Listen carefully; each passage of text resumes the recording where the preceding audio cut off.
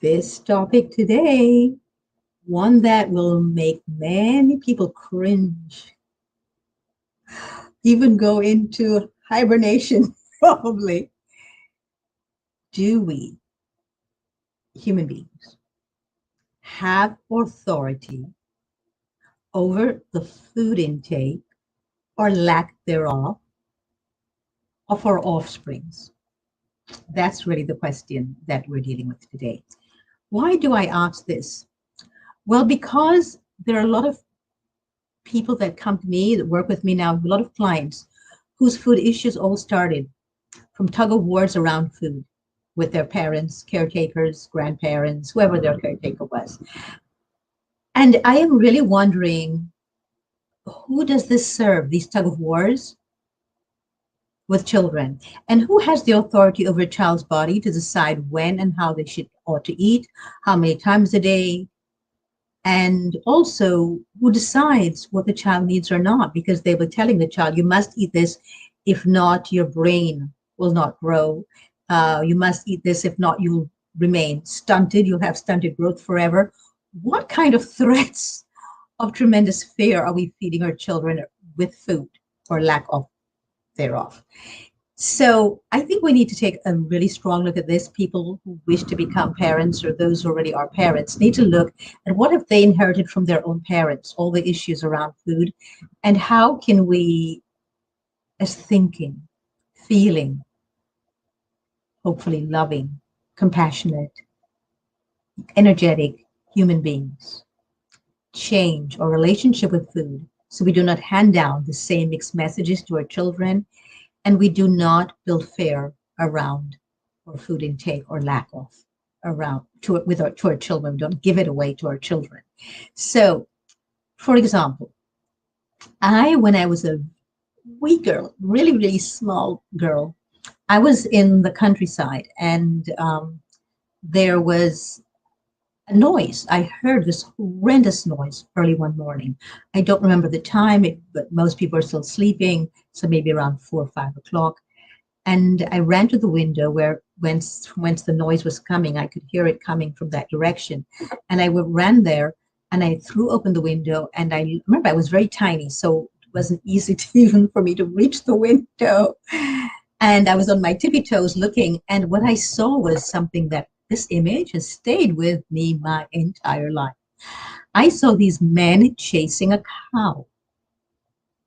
And I've never heard any animal make this kind of noise before. And up to then, I had passed cows in the fields, and they were just chewing their cud and just chomping away. I would look into their eyes. They seemed so gentle and peaceful. And I never saw a cow in hysterics before, nor a cow that moved, much as ran. And this cow was really running. And I mean, the terror and the noise that this cow made, I haven't heard that noise from another human being or animal ever since. I was absolutely just frozen there, just like this, because I could feel the terror. It was so palpable. And so I ran and woke up the entire house and say, the cow is in trouble, the cow is in trouble, something is wrong with the cow. And they said, no, no, no, go back to bed. We're right by the farm. And that's a cattle farm. And they need to catch the cow. And I said, well, what did the cow do? Why they need to catch it? And they said they're going to kill it. I was too little to understand what killing means, but I did understand that this cow was being punished. That's what I thought. And I said, well, what did the cow do? I was demanding, and the adults were really annoyed because they wanted to get back to bed, and they were like, go back to sleep. It's none of your business. You don't need to know. Well, I couldn't go back to sleep. Later in the day, I was passing with my caretaker this huge shop. It was a butcher shop. And my caretaker said to me, you see that? There's a huge thigh hanging off of this enormous hook, and there was blood dripping down. And she said, that's the cow. That's why they want, because I was talking to her beforehand, why do they want to kill it? And she said, for meat. And I said, what are you talking about? What meat? Because I refused to eat meat as a child. I hated it. So I said, what meat? And she said, that meat you don't like so much on your plate. That was it. And then when I saw this big thigh dripping with blood, And the smell, I could actually smell, I really mean this, I could actually smell the smell of fear. It was the first time I ever experienced the scent of fear. And I said, why? What did the cow do? Again, I asked. I had some idea in my head as a child that one had to do something to deserve that punishment. And she said, no, so that people can eat. Now, remember, this is in the country. We had a lot of things to eat there. We had a lot of produce and we had trees. Oh my gosh, trees laden with fruit that I loved. And I would climb and pick them and whatnot. So I didn't understand why she said it's so that we can eat. But the next time we had a meal and there was meat there, I finally made the connection. This was the brown thing that I hated anyway, that I couldn't stand because it wasn't juicy, there was no moisture, it wasn't sweet, and there was not, I hated the texture of it, and now I got it. Well, from that day on, I refused to eat meat. And I feel like I was punished always because I was being told what to do and why I had to eat it and da da da. And I knew I didn't have to eat it. I believe to today that one should eat instinctively, just like animals eat instinctively. And animals don't have dietitians and nutritionists and scientists and people who tell them what to do. And their mothers don't tell them you have to eat this. Like, for example, the bird. The mother or the father goes and gets the worm and feeds it to the bird. And when it's time for the bird to start feeding itself, they kick it out of the nest because they eat instinctively. All animals eat instinctively. A cat, a big cat, does not look around and say, oh my gosh, what am I going to eat today?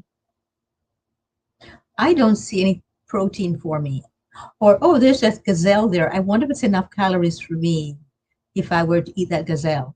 Nor does it say how many carbs is on that or how many what protein. We're the only ones who do that. And so we're the only ones who are sick from eating food until we domesticate these animals. We bring them in zoos and in circuses and in our homes, and we force feed them what we think they ought to be eating as well.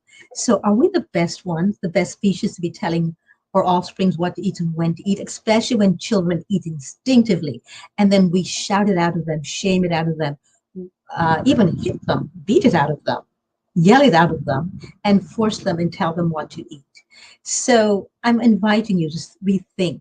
If you want to be a parent, if you're going to be a parent, if you are a parent, what are your issues around food? Do you eat instinctively? Or do you eat according to what you're told to eat? And why do human beings have so many different diet plans?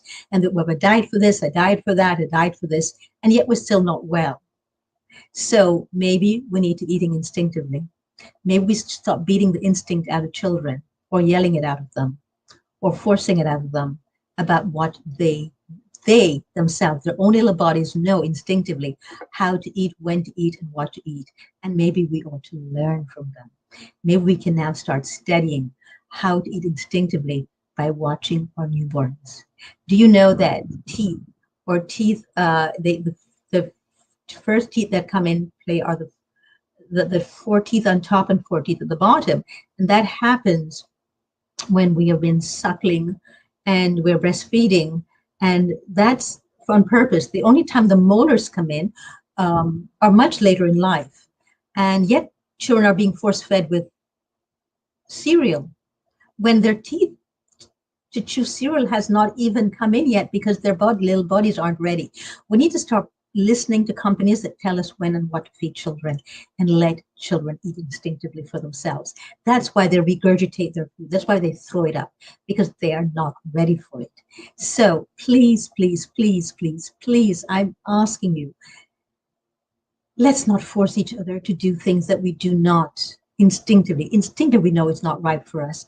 Let's instead go back internally, find out what it is that really we want to eat, what we need to eat, what our body needs, and not be a country, a nation, a world of force-fed people.